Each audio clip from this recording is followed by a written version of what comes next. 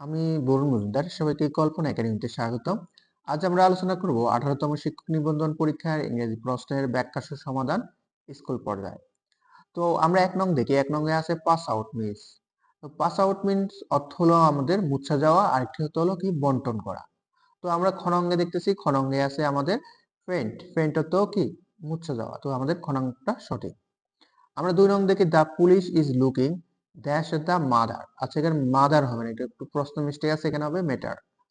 তো আমরা এখানে আমাদের বললো শূন্যস্থানে কি বলবে। আচ্ছা, শূন্যস্থানে আমাদের যে প্রিপোজিশন আমরা জানি লুক অন। তো লুক অন অর্থ কি আমরা জানি কি দর্শক হওয়া। আর লুক টু অর্থ কি আমরা জানি আশা করা। আর লুক এট, লুক অর্থ কি তাকানো বা তাকিয়ে থাকা। তো আমাদের এখানে লুক ইনটু, লুক ইনটু অর্থ কি আমরা জানি লুক ইনটু অর্থ হচ্ছে তদন্ত করা। তো আমাদের লুক ইনটু হবে কার এখানে কি আছে দ্য পুলিশ, পুলিশের কথা বলতেছে। তো এখানে আমাদের তদন্ত কথাই আসবে। তো আমাদের ক নামটা রাইট হবে। আমরা 3 নং দেখি the phrase man of parts means. আচ্ছা, ম্যান অফ পার্টস অর্থ হলো কি জ্ঞানী ব্যক্তি। তো জ্ঞানী ব্যক্তিকে আমরা সাধারণত কি বলি ট্যালেন্টেড বলি। আমাদের গণাংটা আমাদের সঠিক হবে। আমরা 4 নং দেখি select the same meaning pragmatic. আচ্ছা, প্র্যাগমেটিক অর্থ হলো কি বাস্তব জ্ঞান বা ব্যবহারিক জ্ঞান। তো আমাদের বাস্তব জ্ঞান বা ব্যবহারিক জ্ঞানকে আমরা কি বলি প্র্যাকটিক্যাল। তো আমাদের ঘ নংটা রাইট। আমরা 5 নং দেখি অ্যান্টোনিয়াম, আমাদের বলতেছে কি এটা অ্যালাই। অ্যালাই এটা কি অ্যান্টোনিয়াম কি, তো অ্যালাই অর্থ কি মৈত্রী। তো এর বিপরীত কি হতে পারে, এর বিপরীত হতে পারে এনিমি শত্রু। আমাদের ঘ নংটা সঠিক হবে এখানে। আমরা 6 নং দেখি, 6 নং বললো had I the wings of bird make it assertive. আচ্ছা, had I the wings of bird এটা কিসে আছে আমাদের, এটা আছে আমাদের এক্সক্লেমেটরি সেন্টেন্সে। এটাকে আমাদের কি করতেছে অ্যাসারেটিভ সেন্টেন্সে রূপান্তর করতে বলতেছে। তো আমরা জানি এক্সক্লেমেটরি সেন্টেন্স যদি হ্যাড দ্বারা শুরু হয় বা হ্যাড কুড অয়ার দ্বারা আরম্ভ হয়, তাহলে সেন্টেন্সের প্রথম অংশে কি বসবে আই উইশ। তা আমাদের সঠিক উত্তর হবে I wish I had the wings of a bird. আমাদের ক নংটা সঠিক। আমরা 7 নং দেখি he got dash his illness in 2 weeks. আচ্ছা, তো আমরা জানি গট ওভার অর্থ কি, গট ওভার অর্থ কি কাটিয়ে ওঠা। তো কাটিয়ে ওঠা এখানে ইলনেস অসুস্থতার কথা আছে, তাহলে আমাদের এখানে গট ওভারে হবে গণংটা রাইট। আমরা 8 নং দেখি my uncle arrived while I cook the dinner. আচ্ছা, তাহলে হোয়াইল দ্বারা আমাদের দুটি বাক্যাংশকে মাই আঙ্কেল অ্যারাইভড আর আই কুক দ্য ডিনার সংযুক্ত করতেছে। তো আমরা জানি হোয়াইল এর প্রথম অংশ যদি পাস্ট টেন্স থাকে, যেমন এই অ্যারাইভ এর একটা কি পাস্ট টেন্স, আর পরের অংশ আমাদের কি হবে পাস্ট কন্টিনিউয়াস হবে। এটা একটা কি নিয়ম। তাহলে এখানে পাস্ট কন্টিনিউয়াস কে আছে ওয়াজ কুকিং। আমাদের ঘ নংটা সঠিক। আমরা 9 নং দেখি হি অ্যাডভাইস মি গিভ স্মোকিং। আচ্ছা, তো এখানে আমরা জানি কিছু কিছু শব্দ আছে, যেমন অ্যাডভাইস, তারপর আরো কিছু যেমন ম্যানেজ, প্রপোজ, হোপ। এইসব শব্দগুলোকে ভার্বগুলোর পরে আমাদের যদি আরেকটি বার বসাতে চাই, সেখানে কিন্তু আমাদের কি হবে ইনফিনিটিভ আকারে বসাতে হবে। তো আমাদের অ্যাডভাইসের পর যেহেতু এখানে আছে গিভ আছে, এখানে গিভটাকে কি ইনফিনিটিভ আকারে বলবে। তো ইনফিনিটিভ আগে হলে আমাদের টু বলবে, টু গিভ আপ। আমাদের খ নংটা রাইট। আমরা 10 নং দেখি there is dash tea in the cup. আচ্ছা, এখানে আছে কি টি। টি একটা কি আনকাউন্টেবল নাউন। আমরা জানি আনকাউন্টেবল নাউন আগে কি থাকলে কি বসে লিটল বসে। তো ভেরি লিটল। আমাদের ক নংটা রাইট। আমরা এখন 11 নং দেখি, এখানে বললো the old lady can not help dash a cup of tea. আচ্ছা, এখানে আমরা জানি ক্যান নট হেল্প বা কুল নট হেল্প, এদের পরে ভার্ব থাকলে ভার্বের সাথে আইএনজি যুক্ত হয়। তাহলে আমরা কি জানি ক্যান নট হেল্প থাকলে এদের পরে যদি ভার্ব হয় ভার্বের সাথে আইএনজি যুক্ত হয়।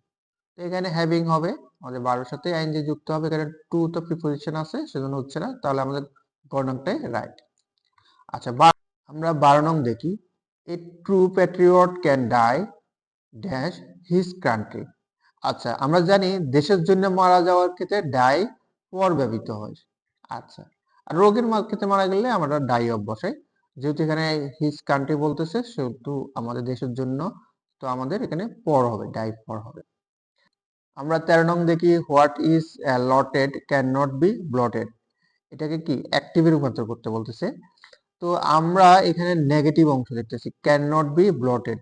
তো আমরা জানি অ্যাক্টিভ করার সময় আগে কি আমাদের নেগেটিভ অংশকে আগে আনতে হবে, তাহলে উই ক্যান নট ব্লটেড, এখানে নেগেটিভ অংশটাকে আমরা আগে আনলাম, পরে আমরা হোয়াট উই মাস্ট লট, পরে আমরা এই অংশটাকে আনলাম।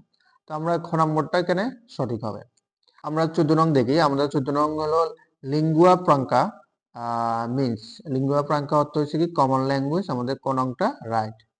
আমরা 15 নং দেখি the work is to be dash immediately. আচ্ছা এখানে এখানে আছে কি বি। আচ্ছা বি, বিং, ডেড, গট এগুলোর পর মূল ভার্বটি সাধারণত পাস্ট পার্টিসিপল বলবে। তো এখানে আমাদের মূল ভার্ব এখানে পাস্ট পার্টিসিপল হলে এখানে কি হবে ডান, ডানটা আমাদের পাস্ট পার্টিসিপল আকারে আছে। আমরা 16 নং দেখি এখানে দা ওয়ার্ড গেরুলাস মিন্স, গেরুলাস অর্থ কি বাচাল। তো বাচাল হলে আমরা জানি এখানে কি হবে, তাহলে ঘ নম্বর টেকিং টু মাছ। আমরা 17 নং দেখি, 17 নং হলো কিছু করার আগে ভালো করে ভেবে নাও, এটা একটা কি প্রবাদ, তাহলে আমাদের কি হবে লুক বিফোর ইউ লিভ, আমাদের সঠিক উত্তর ঘ। আমরা 18 নং দেখি what parts of speech is the word fatherly. আচ্ছা এখানে ফাদার একটা কি নাউন, এর সাথে কি আছে লি, আমরা জানি নাউনের সাথে যদি লি যুক্ত থাকে সেটা হয়ে যায় অ্যাডজেক্টিভ, আমাদের ক নংটা সঠিক। আমরা 19 নং দেখি ইউর ক্লক হ্যাজ রান। তো আমাদের আমরা জানি রান ডাউন অত কি দুর্বল হয়ে যাওয়া বা ক্লান্ত হয়ে যাওয়া, তাহলে এখানে গড়ি মূলত কি স্লো বোঝাচ্ছে, মানে স্লো হয়ে যাচ্ছে, সেজন্য আমাদের ঘ নামটা রাইট হবে। Are the noun form of approve is. আচ্ছা অ্যাপ্রুভ অর্থ হলো অনুমোদন করা, তো নাউন ফর্ম হবে আমাদের অ্যাপ্রুভাল, অপশন আমাদের ঘ নামটা রাইট হবে। আমরা 21 নং দেখি, 21 নং আসছে লাইনটি কেটে দাও। লাইনটি কেটে দাও এটার সঠিক হলো প্যান থ্রু দ্য লাইন। আমরা 22 নং দেখি metro rail is the one of the greatest achievement of Bangladesh, find out the correct sentence. আচ্ছা এখানে মূলত পজিটিভ করা হয়েছে, তো আমাদের জানি ওয়ান অফ দ্য যদি শুরু হয় সেক্ষেত্রে আমাদের কি ভেরি ফিউ দিয়ে শুরু করতে হয়, তো আমাদের খ নম্বরটা রাইট হবে very few achievement of Bangladesh আর as a great as metro rail, খ নংটা আমাদের রাইট। আমাদের 23 নং দেখি the synonym of franchises. Franchises অর্থ হলো কি বিশেষ সুবিধা, তো আমাদের প্রিভিলেজ অর্থ হলো কি বিশেষ সুবিধা, গ নংটা রাইট।